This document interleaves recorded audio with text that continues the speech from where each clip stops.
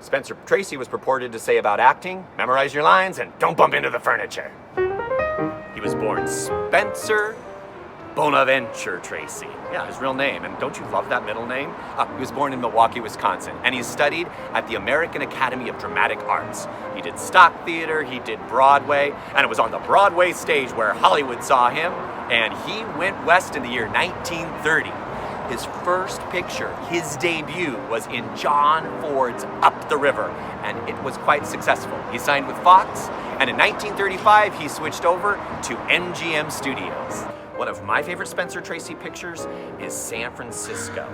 That was his first Oscar nomination, but he didn't win. But don't worry, because next year he won Best Actor Academy Award for Captains Courageous. And then the following year, he won the Best Actor Award for the film Boys Town, playing Father Flanagan, set in Omaha, Nebraska. I'm actually from Lincoln, Nebraska. So he was the first actor to win the Oscar for Best Actor back-to-back. The next one would be many years later, and that would be Mr. Tom Hanks. Now, Spencer Tracy also goes down in history as tying for 9 nominations with the actor Laurence Olivier, who only won 1 Best Acting Oscars. And fun fact, Daniel Day-Lewis is the only man to have won 3 Best Actor Oscars, but I digress. Spencer Tracy was married in the year 1923 to an actress. They had 2 kids, but by 1933 they were living apart. He was prone to many affairs with such Hollywood actresses as Loretta Young, Joan Crawford, and Ingrid Bergman. Now in the year 1941, Spencer Tracy made the picture Woman of the Year with Katharine Hepburn, and they were together for the rest of his life. But he continued to have affairs. For example, he had an affair with Jean Tierney in the picture Plymouth Adventure. Another fun fact is that Spencer Tracy and Katharine Hepburn made 9 movies together. During the movie State of the Union, Angela Lansbury claimed that everybody knew that they were having an affair. It was something you just didn't talk about back then.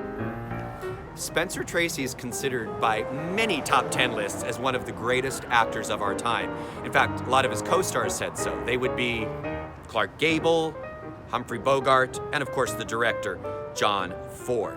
Speaking of directors, Stanley Kramer would be one of his last directors, making 4 out of his last 5 pictures. 4 plus 5, that equals 9. There that is again. All right. Those movies would be Inherit the Wind, Judgment at Nuremberg, another Academy nomination, It's a Mad, Mad, Mad, Mad World, and Guess Who's Coming to Dinner with Katharine Hepburn.